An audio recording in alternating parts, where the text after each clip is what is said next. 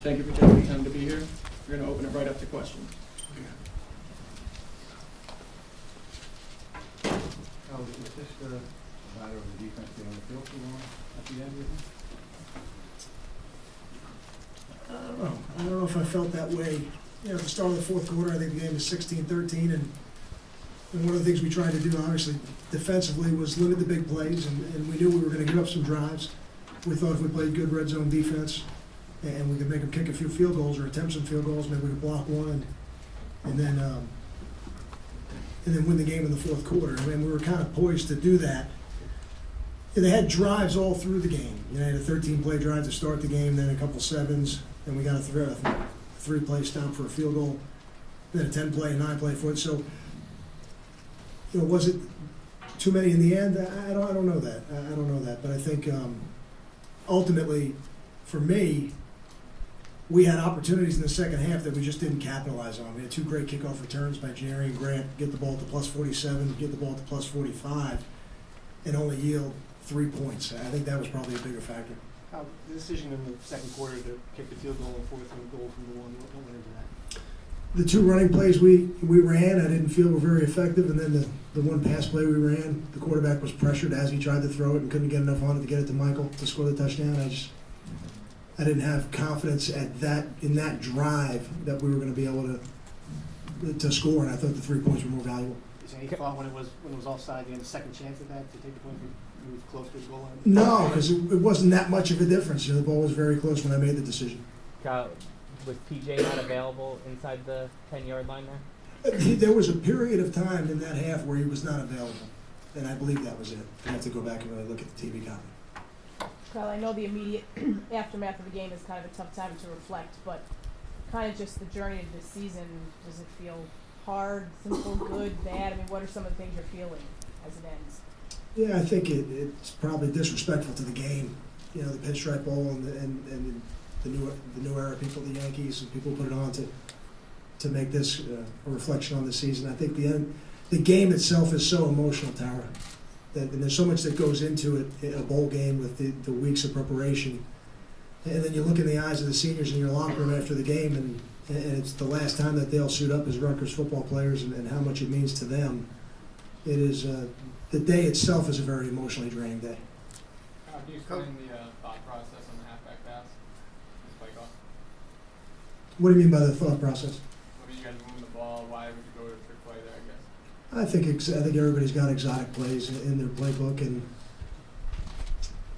every play you call is designed to work, and you call them because you've had success with them in practice. The players build confidence in you as a play caller and then as a head coach. And when you get into the field zone, you know, you call the plays that you practice, and that was one that we had, and we just unfortunately we didn't execute it the way we wanted to.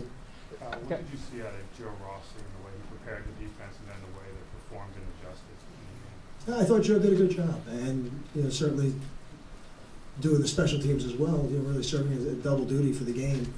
I thought he handled it very well. And we talked early on about how I wanted to play the game and how we wanted it to look. And I thought he did a very good job of giving me what I wanted. And I thought put the players in a position to make plays. And you know, some of those sustained drives. You know, we knew the areas of the field where we thought they would throw the ball. We thought we'd be able to break on the balls a little bit better than maybe we did. And you know, that allowed them to continue some of those drives. But I thought overall, the game plan was a good game plan and gave us opportunities. You mentioned maybe playing a little bit like defend but don't break, giving up some drives, you take away big plays, but they kind of took a lot of yardage on like quick hitch routes and using some of that cushion. Is that something you guys thought about getting away from and playing more of press coverage? Was it just guys couldn't break as well on the ball to make plays on those plays? Yeah. I didn't think either team really broke very well on the ball. I thought the surface was a good surface when we were out here yesterday, and I think what happened was as the weather got warmer and the ground thawed, it really got soft. And that was, I think, the reason why you saw some of the players were slipping a little bit out there. But, you know, when you put a defense together, if you do one thing, you're going to give up something else. And we had made the decision that we were going to try to limit the big plays, and to do that, if you start getting in press man coverage, now you're opening up opportunities for big plays. You mentioned the field right there. How much did that dictate what you did on offense, maybe as the game went on? I don't think it changed what we did on offense. I think it has an effect on both teams. You know, I saw it wasn't just us, and it wasn't just them. I saw both teams slipping. Kyle, you tried a halfback option with Savon earlier this year too. Is that the play you ran today? Is that just a halfback option for who's ever in at that time, or did you like the way Goodwin threw the ball in practice? Is it Correct. We practice it with we actually practice with all the players, but when you do it in the game, you try to decide who's the best option to do it. The final numbers aren't pretty, but you saw with the way Chase is going to use, and I think he made a lot of plays to keep plays alive in the first half. I think that's a great adjective for Chase is competitor. You know, I thought that's what he did today, and I think that's what he's always done, given the opportunity. And you know, some of the plays he made with his feet, his rushing yards don't show that because of some of the sacks at the end of the game. But you know, he gained 55 yards rushing in the game, and some of those were big plays, and kept drives alive. And I think that's what he was able to do, and it's really one of the signatures of his career at Rutgers. Did you have a particular message for those guys who did suit up there last time? I mean, is there anything you could share, just kind of what you say to them at the end of the day like this? It's you hope that they can hear it, and when you don't come out on top in a bowl game and there's such a finality to it, it's, as I said before, a very emotional locker room. But I said to them, I said, you know, we love you, we'll always be here for you, and then you thank them for all the effort they've given through their careers, whether it was 4 or 5. Got time for 2 more? Do you feel that today's game, as competitive as you were, can really be a boost to your recruiting efforts as you get ready for the Big Ten? You probably have to ask the recruits that. I think anytime we go into a stadium, we feel like we're going to be ready to compete. We'll be able to compete. You know, we felt that way when we played Arkansas. We felt that way when we came in here today to play Notre Dame. And I got to give really a lot of credit to Coach Kelly and his staff. And I know that they didn't have their full staff either. And I thought they did an excellent job. And they've got talented players. And I thought they played well today.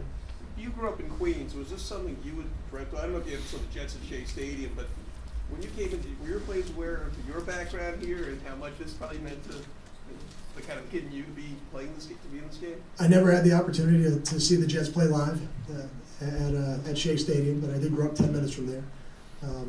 But I did grow up a Yankee fan. I want to be on the record for saying that because my older brother was a Met fan. But I think the players obviously know I grew up in New York City, and I think they know how special a venue this is. And I think that's one of the great experiences about being a part of this game is getting the opportunity to play a game in Yankee Stadium. And I think that's probably more important to them than anything else. Thanks, Kyle. Thank you, guys.